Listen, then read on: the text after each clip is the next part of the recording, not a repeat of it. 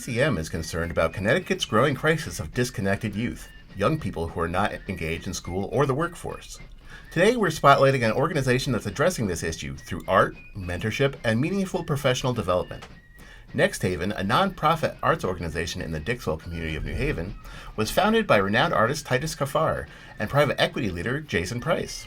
NXTHVN offers fellowships to emerging artists and curators and runs a high school apprentice program designed to empower local youth. Through hands-on experience, mentorship, and access to creative resources, NXTHVN is building a model for how cultural institutions can invest deeply in their communities. Joining us today on the Municipal Voice is Student Program Manager Jay Kemp. The Municipal Voice is the Connecticut Conference of Municipalities podcast in collaboration with WNHH LP 103.5 FM. I'm your host, Matt Ford. As always, be sure to give us a like and let us know what you're thinking in the comments. CCM's Municipal Voice podcast continues to present a key forum on important state and local issues. The views expressed do not necessarily reflect the consensus views of CCM or member municipal leaders. Jay, thanks for joining us today. Thank you for having me. It's a pleasure being here. Okay, so for my first question, I guess, is it NXTHVN? NXTHVN, yes. Okay, what do you guys have against vowels? I think we just got to be cool, Gotta be cool. All right, that works. So, could you tell us a little bit about NXTHVN and your role there? Yes. So NXTHVN is an art institution where we select 9 unbelievable artists from all over the world. I think we get over 1,000 applicants all over the world to join this residency where they do about 9 months of very rigorous curriculum of learning how to articulate your work, how to sell your work, all the ins and outs that a lot of artists don't get until they reach a certain status of their career as an artist.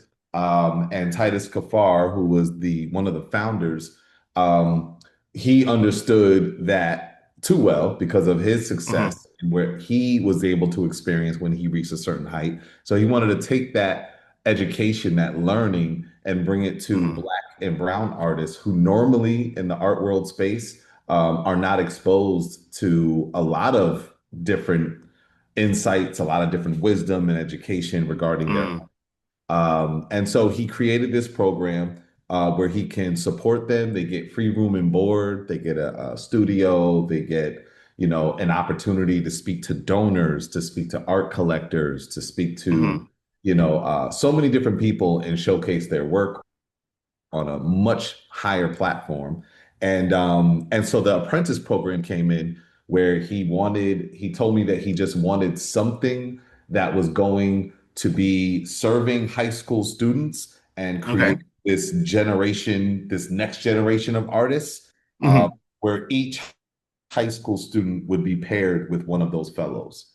And every year, so if they join the program and they join as a freshman, all 4 years, they get paired with a fellow, and they just work with that fellow and get exposed to their artwork. And at the end of every year, we do some type of exhibition or project to highlight the success that the apprentices had. So, very cool. Program with the high school kids that came after.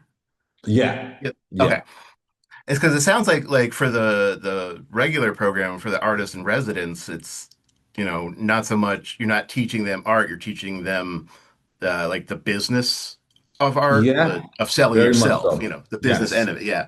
Okay. And sometimes they're not, they're already artists, like they're picked out based they're on already their work being interesting or whatever. Yeah.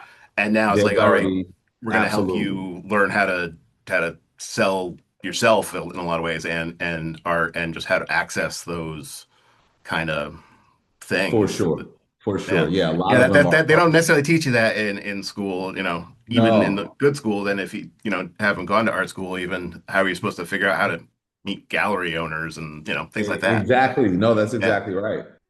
And sometimes they're almost too successful. They're just all too, they're out there so much. But there is such a benefit in the curriculum that Titus offers, and as well as connecting to other Black and brown artists in the art world. Yeah. Just briefly talking about Titus, who's one of the founders of this. He Is he from the New Haven area, or did he go to school here? No, he went to school here in at Yale. He's Yeah, he I went to believe, Yale, but oh, he's yeah. very He's successful from at this Detroit. point, obviously. Yeah. Because I remember him Yeah. displaying at the New Haven Open Studios, I guess when he was probably a student at that point, years and years ago, and being like, wow, like, Oh wow. yeah, Yeah. this guy's going somewhere. Next Haven was founded with a mission to empower artists and curators and to kind of foster a sustainable creative community. Can you talk about how that mission Mm. intersects with supporting, disconnected youth in New Haven? Mm. Yeah, I mean, it intersects in a way where, I mean, New Haven schools, specifically the public schools, a lot of them are taking out art. The first things to go are art programs. And one of the things that I always say is that the imagination is a muscle, and Hmm. we have to be able to keep developing it. And when life starts lifing, a lot of young people who become adults, they start adulting, and the fire, that flame, that imagination ends up becoming very weak. And it's Hmm. almost impossible sometimes to think of a world and imagine a world outside of themselves, outside of what Yeah. they may see. And so with the apprentice program, and with Next Haven, and even just where we're located, it Hmm. screams possibility. It Hmm. speaks growth mindset. And so when we select young people to join the program, many times these young people, they might not even know what they love art. They might Hmm. not even know if they love art. It's not Yeah. a program to take already developed great artists and make them better. It's a program that allows young people to explore themselves through creativity, through Hmm. imagination, through the work that we do together. And that's really kind of how it intersects. We Hmm. and then they also get exposed to other artists who chose the path to say, hey, I'm not going to go the same route that a lot of people might have expected me to go to. That was a safe route, Hmm. the most reliable job. This idea Yeah. of a starving artist. A lot of them did not subscribe to that narrative, and so Hmm. here they are modeling to these young people what it looks like when you just really stay on your path and feed the passion that really emboldens you. Hmm. And that exposure, along with me working with me, that Hmm. works with them from a social emotional learning development aspect, and also stretching them in areas where they might not feel most secure and confident. Hmm. Just all the it collectively just gives them this experience that really makes them feel more of their own power, and they Yeah. just move through life better socially, emotionally, and creatively. So it kind of that's kind of really how it intersects, myself along with the fellows, and just this building Hmm. itself. If people ever go here, it is on 169 Henry Street. It is in the Okay. middle of a place that you would not expect this beautiful building to exist. There's a corner store up the street. There's a liquor store Yep. up the street. Get 'em Boy Boxing is next door. And there's big windows too, by the way. Big windows. You could see right through. And let me tell you, the community respects the land. They don't loiter. They don't vandalize. They love to have this beautiful space in here. And just it being here already speaks Mm. about what possibility looks like to young people walking by. So Yeah, that's kind walking of by a big open window and seeing art in there instead of, advertisements for soft drinks or whatever it is. It's got to be right, right, really refreshing exactly. walking around.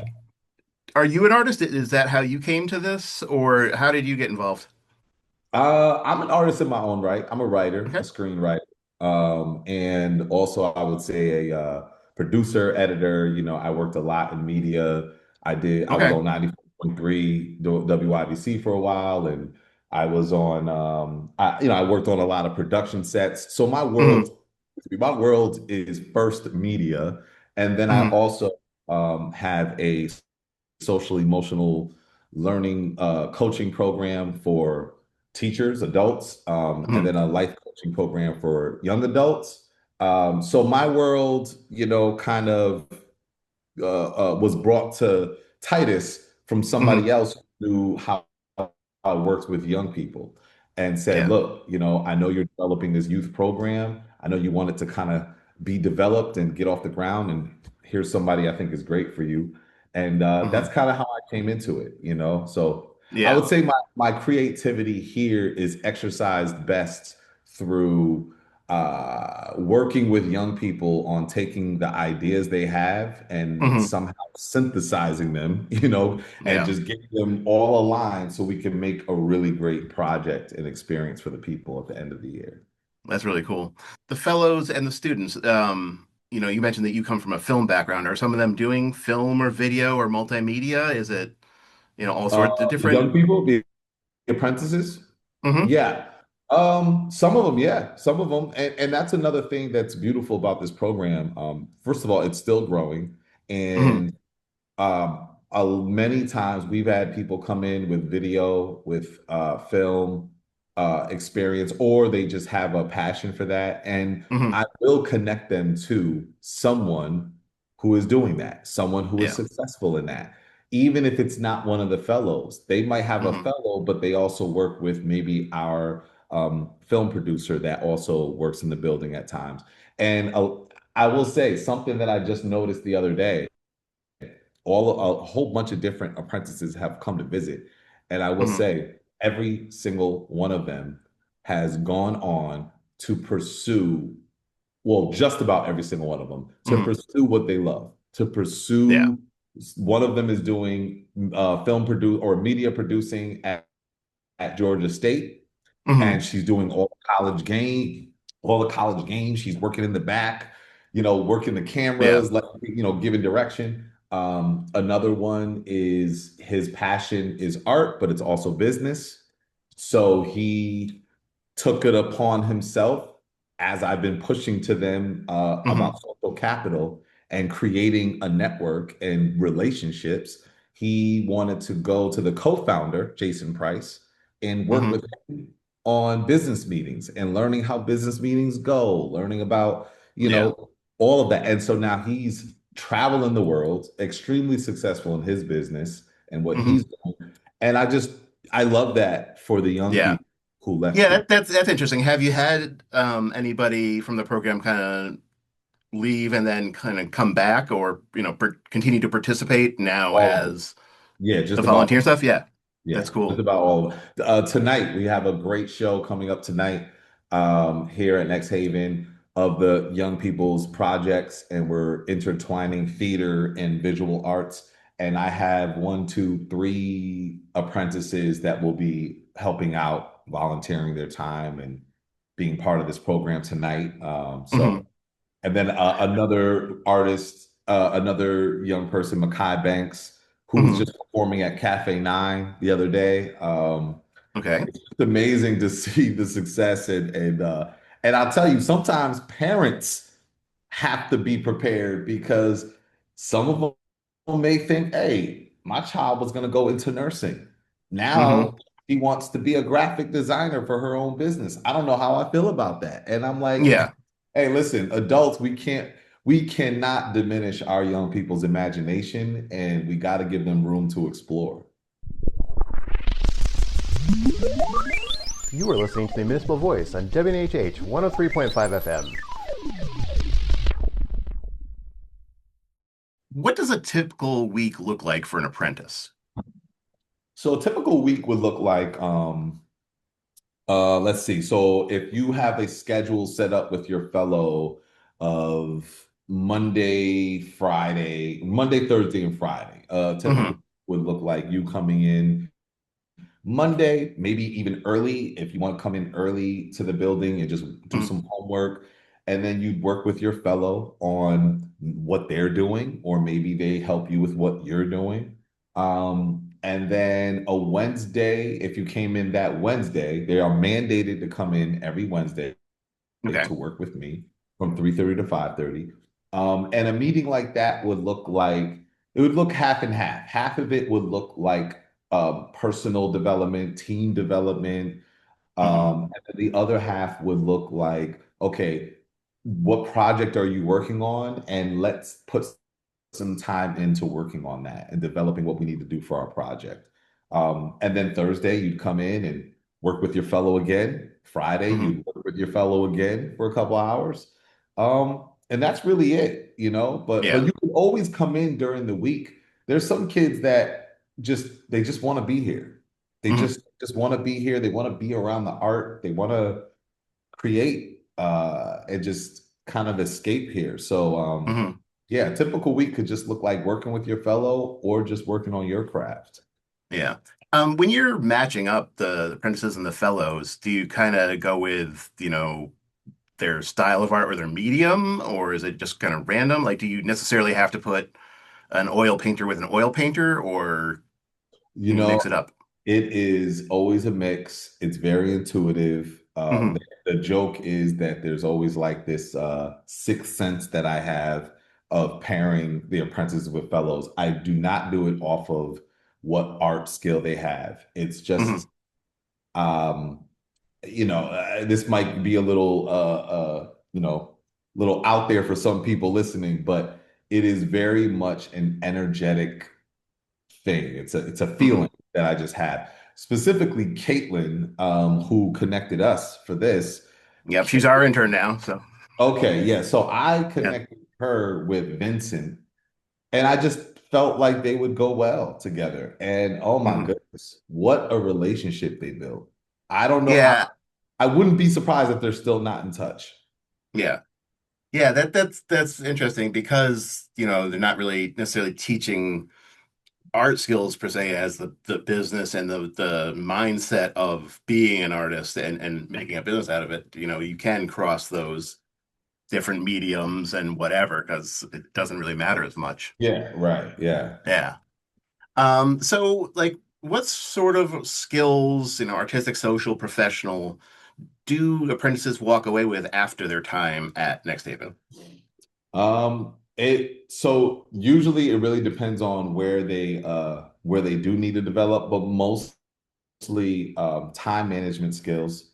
Hmm. We have a timeline that we have to stick to be ready for an opening, Hmm. and but in the midst of that, there's also their life, school, their personal Hmm. life commitments there. There is a spoken word event that we do every year that we have to prepare for. There Hmm. is they come in thinking they got time and then they realize, oh wow, this time is It's going gonna by. it's gonna go real quick, yeah. Yeah, and so your management of time is something they walk away with.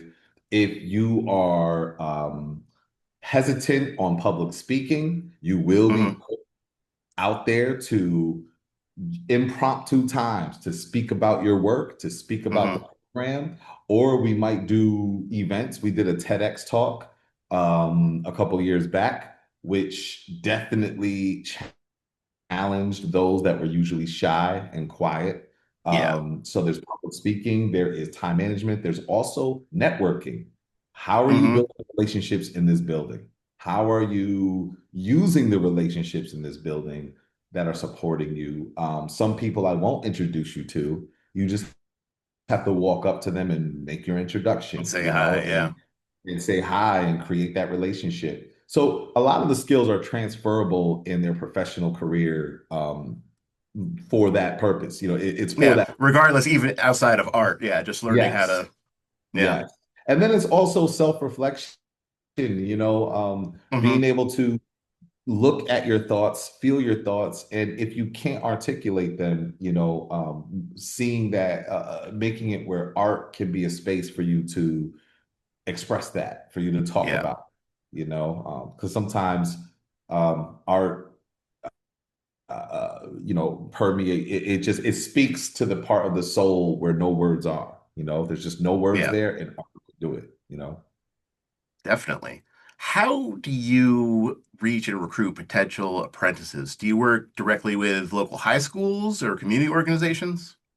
I do I do outreach to high schools and let them know the Hmm. applications are open. Um, and sometimes it's just young people that I have maybe known when they were in grade school. Hmm.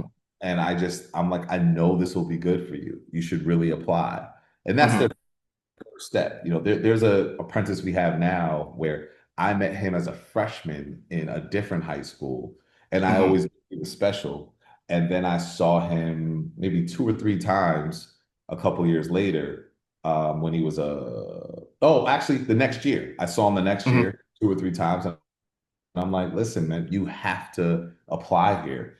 And Yeah. now he just loves it. He just doesn't Yeah. leave. Comes early, leaves late. Yeah. You Do know, you ever feel like a baseball scout or something, like spotting talent early? uh, yeah, yeah. A little bit.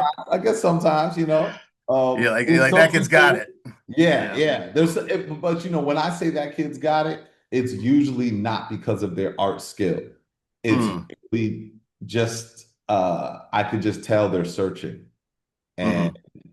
they're willing to take the step and see, okay, what's here. Some kids are just not willing to take that step. I'll still give Yeah. them opportunity to do so, but you could tell those that are just willing to come for the check. And I always tell them, like, if you're coming here for the check, don't waste your time because the social capital and the experience you get here is worth way more if you take the opportunity, if you take advantage of that. Yeah. Yeah. That's really cool. Um, the apprenticeship program culminates in, as I said, there's an annual event. How Yeah. much ownership do the students have over planning and curating that experience? What do some of Um, the past like projects look like? yeah, so ownership in the theme. Um, Hmm. I will say that it was kind of different because at first, I would say the first year, um, I worked very closely with the apprentices to think of Hmm. what theme they wanted to do and why they wanted to do this theme. And then they Hmm. start creating their projects around that. Yeah. But it was, my director told me at one point that I have to have something already set, already ready Mm. before the year comes in. So we already know what we're doing. We already know what project we're going to do. Hmm. I wasn't too big of a fan of that. I like the synergy of us working Yeah. together and creating it, but I did Was it that. kind of just like a time consideration?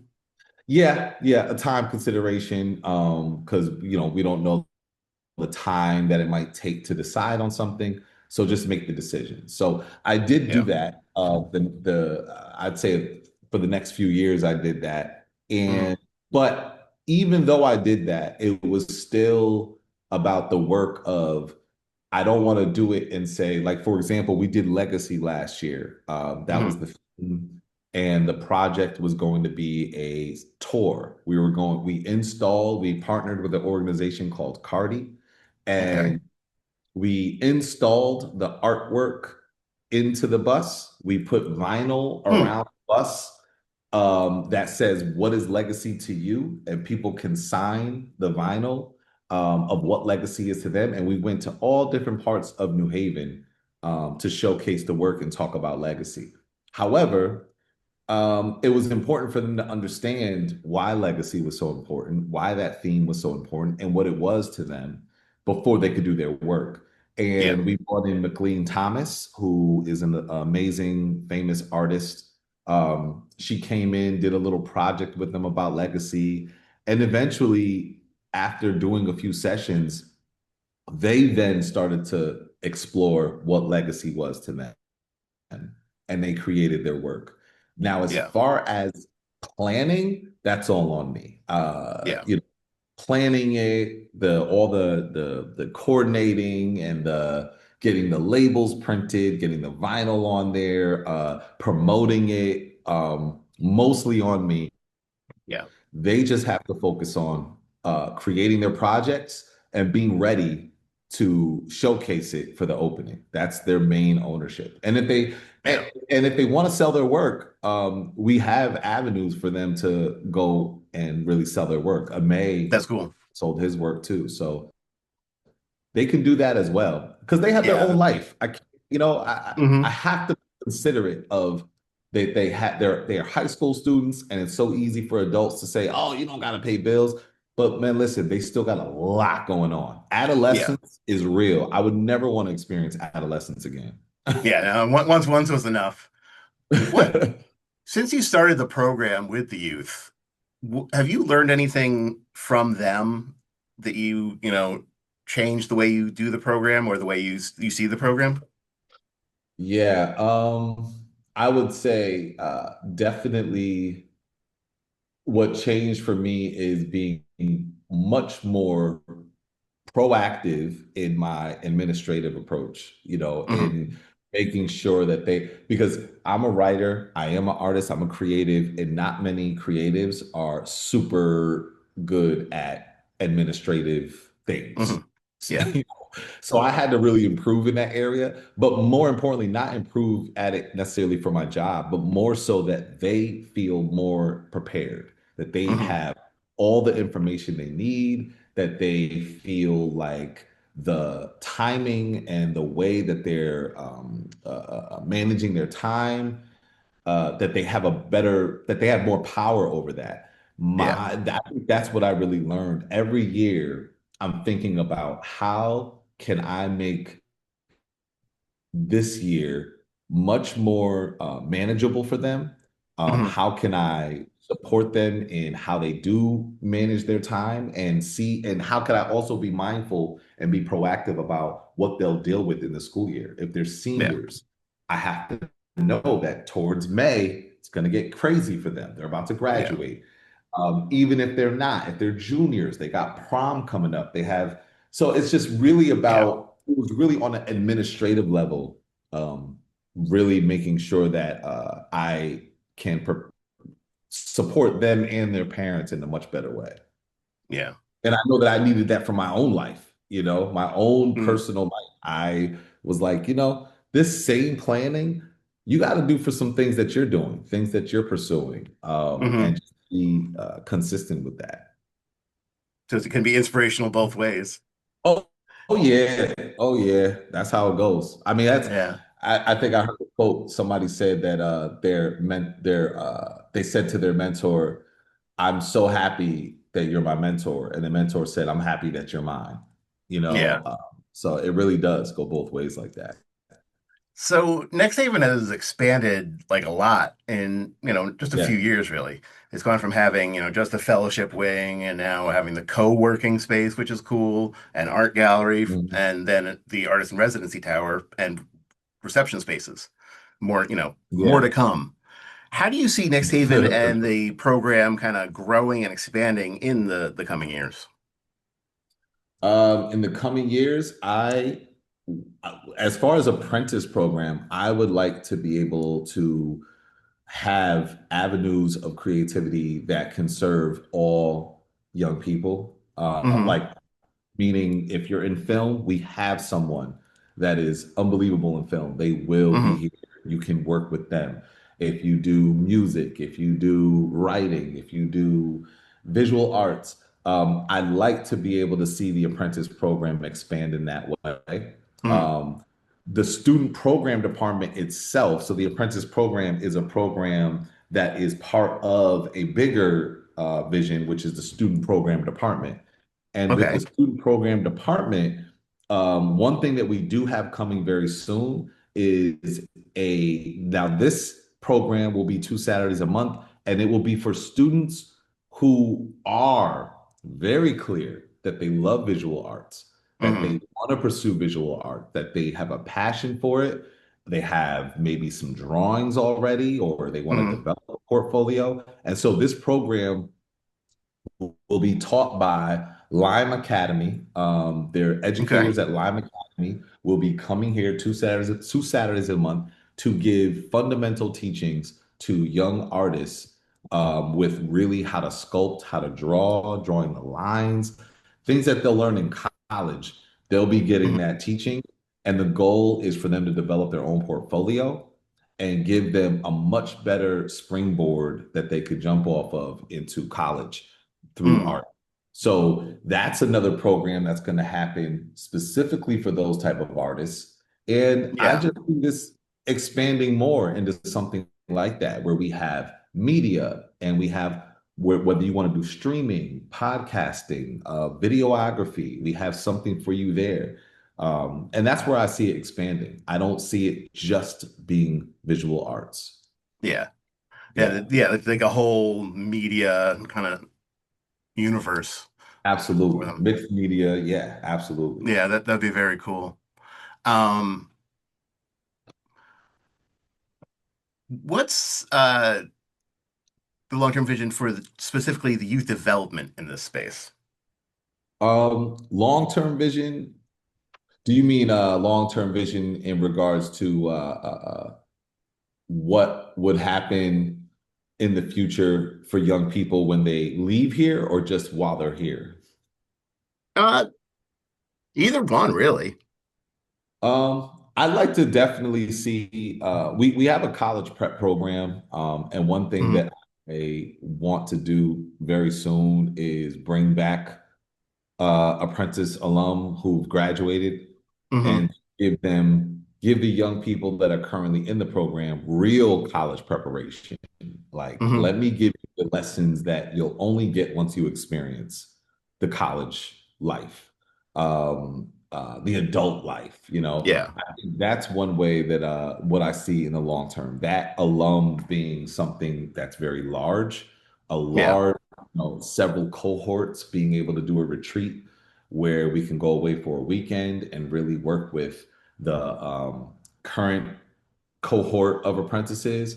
hmm. Um, I also see possibly, in the future, some type of talent agency or something out of Next For Haven that is, performing sort of. yeah, that is really being able to work with young people on looking at contracts. Maybe Hmm. if you're a musician, can we sign you to a year contract where you can learn about contracts, you can learn about how to book your gigs, you got a manager, you get Yeah, real experience into what it's like to be a professional artist in whatever field.